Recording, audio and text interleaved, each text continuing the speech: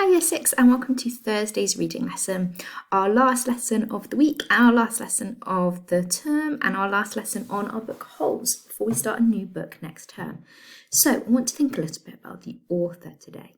Can you remember who wrote Holes? That's right. It was Louis Sachar. Okay, he's an American author, and obviously it's an American book and it's set in America. Now, here is a quote from Louis Sachar himself, and he's talking about morals from books. So I want to read this to you before we think about what morals we might be able to take from Holes. He said, "The best morals kids get from any book is just the capacity to empathise with other people, to care about the characters and their feelings. So you don't have to write a preachy book. You just have to make it a fun book with characters they care about, and they will become better people as a result." So he's saying he thinks that he's created a fun book with good characters that children can empathise with and care about the characters and their feelings. So empathising means putting yourself in someone's position, understanding their feelings and understanding how they might feel about it. So my question is, what morals do you think that we could take from Holes? So a moral is like a lesson or something to think about. So what kind of themes and morals do you think we can take from Holes? Pause the video, note some things down and then come back. Well done. So you might have come up with all different things, but maybe there's some morals around. There might be morals around stealing things and doing things wrong. We know that Stanley didn't steal things, but Hector, Zero, did, although we know that he had a bit of difficult circumstances that had led him to stealing.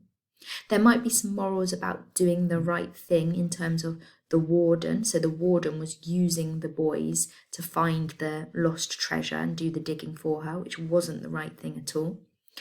What about whether people who are standing by should watch that happen? What about Mr. Sir and Mr. Pendanski? Should they have stood by and let the warden do what she was doing? Because they probably knew that it wasn't the right thing.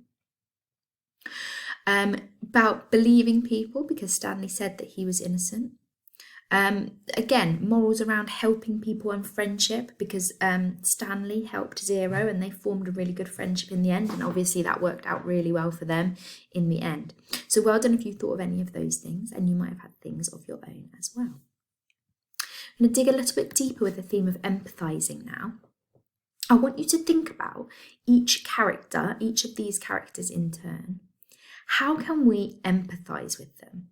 So how do we understand their feelings and see things from their perspective? So it's sort of a bit like feeling sorry for people, but it's more about understanding their feelings. So in what way can you sort of feel sorry for Stanley, but understand how he might feel? Maybe because you've been there yourself in that similar position, or because they've explained in the story why he feels that way. Have a go, and then I'll let you know what I think. So here are my ideas. Well done if you put down some of your own. See if you thought of any of this. So for Stanley, empathising with Stanley, I thought Stanley is unpopular at school. And we can probably imagine what that would feel like. We've probably all been in the position sometimes where maybe if people won't play with us, or if maybe our best friends are off that day and we're finding that we don't have someone to play with, and if things can feel a bit lonely. And we can probably imagine what it feels like when he doesn't really have any friends and people made fun of him. We've also got the main story of Stanley being accused of something that he didn't do. And I'm sure we've all been in that position. Probably not as serious as going off to a juvenile detention centre for stealing some trainers and getting arrested.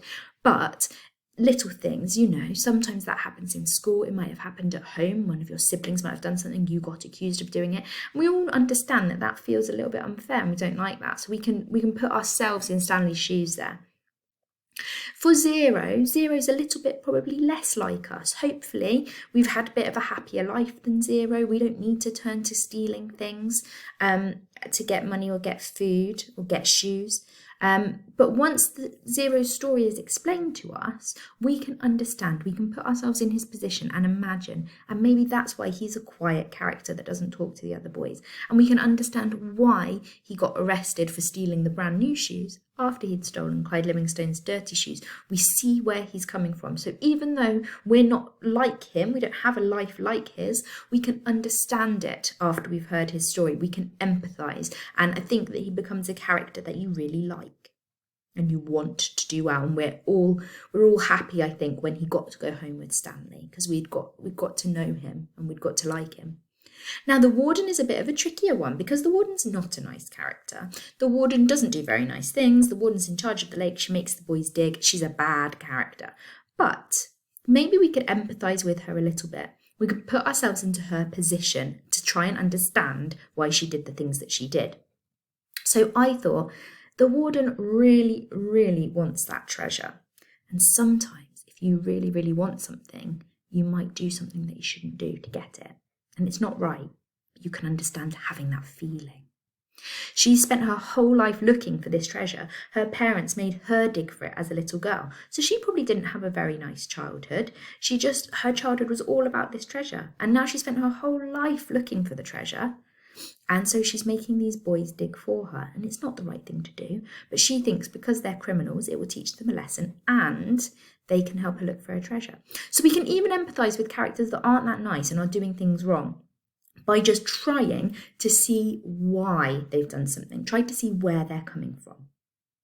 Now, as Holes is finished, I wanted to let you know about another book that Louis Saccar's written. I haven't actually read this, but I know some of you in school have, because we've got a copy, certainly in the 6G classroom, if not in the main library.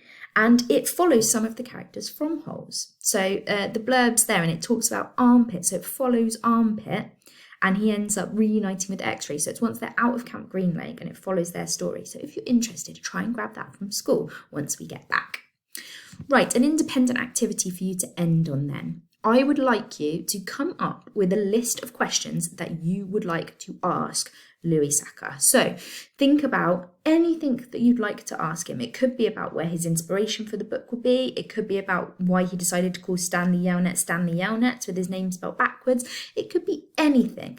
It could be a specific point of the story that you don't feel was resolved and what was his idea about it. So anything that you like. Send your questions through to us because I'm very curious to see what you would ask him. Maybe we could even see if we could get them to him somehow. So have fun with it. Think about your book. Think about any unanswered questions you've got. What would you ask the author? Thanks for joining the lesson.